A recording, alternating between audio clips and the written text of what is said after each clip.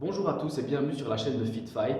Moi c'est Harold, je suis coach sportif en sport de combat et sur cette chaîne je vous donnerai des techniques, des combinaisons ainsi que des feintes issues de différentes disciplines, principalement du Kyokushin que je pratique depuis maintenant 14 ans, mais aussi du Muay Thai et du MMA. Vous retrouverez aussi des conseils self-défense pour pouvoir vous défendre efficacement en cas d'agression en rue.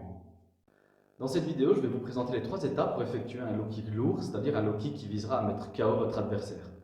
Le low kick est une technique issue des sports de combat pied-point, comme le Kyokushin karaté, le MMA, la boxe thaïlandaise ou le kickboxing, qui est effectué avec le tibia au niveau des jambes de votre adversaire et qui servira notamment à le déstabiliser en cassant ses appuis, voire à aller jusqu'au KO technique. C'est parti! La première étape pour effectuer un low kick lourd, c'est de sortir le genou. Par sortir le genou, j'entends simplement le lever à l'extérieur et non tout droit. Sinon, vous perdrez de l'amplitude de mouvement. Il faut également s'équilibrer sur votre jambe d'appui en pliant très légèrement le genou. Ça va permettre lors de l'étape suivante de garder un maximum d'équilibre. La deuxième étape, et c'est un conseil qui reviendra dans de futures vidéos, c'est de pivoter le pied d'appui. Alors moi je préfère l'expliquer d'une autre manière, c'est que simplement il faut envoyer le talon vers l'avant, c'est-à-dire que c'est bien le talon qui va se lever pour aller piquer au sol vers l'avant. Planter le talon vous servira à vous stabiliser dans la mesure où vous aurez besoin d'une certaine vitesse pour effectuer votre mouvement. C'est un point vraiment très important pour ne pas perdre l'équilibre lorsque vous allez placer votre kick ou bien même que votre adversaire arrivera à le bloquer ou à l'esquiver. Il est très important aussi de tourner tout votre corps lorsque vous allez effectuer votre rotation ainsi que d'accompagner le mouvement des hanches.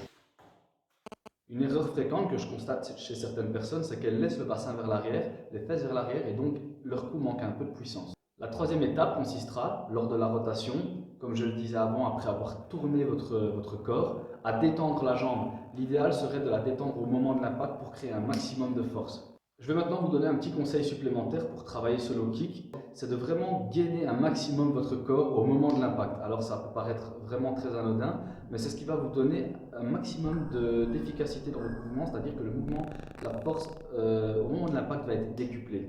Ça, je vous invite vraiment à l'essayer quand vous faites du PAO ou que vous êtes avec un partenaire, c'est de frapper par exemple avec un mouvement comme celui-ci sans gainer et en gainant après, c'est-à-dire en serrant tout votre corps, ça va être plus localisé en tout cas pour le low kick au niveau des obliques, de la jambe d'appui et de la jambe qui va frapper, mais vous allez constater une différence de puissance assez nette.